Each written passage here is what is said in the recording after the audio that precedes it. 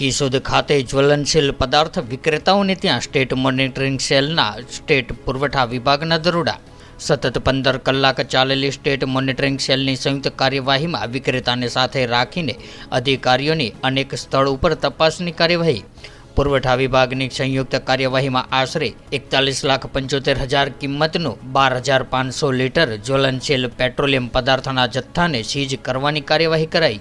વિજિલન્સની કાર્યવાહીમાં જ્વલનશીલ પદાર્થ ભરાવવા આવેલા ટ્રક, ડીઝલ પંપ, મશીનરી સહિત તેમને લગતી સાધન સામગ્રી જપ્ત કરીને સીઝની કાર્યવાહી હાથ ધરવામાં આવી।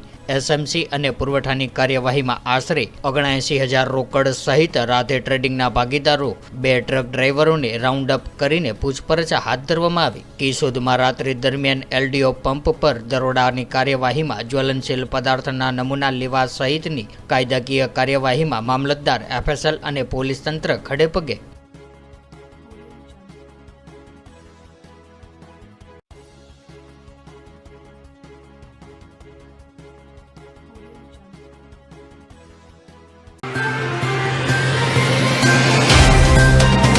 तो व्हाट्सएप, ट्विटर, फेसबुक, इंस्टा जहाँ भी आपका अकाउंट है, इसे शेयर बटन के द्वारा वहाँ पर शेयर करें।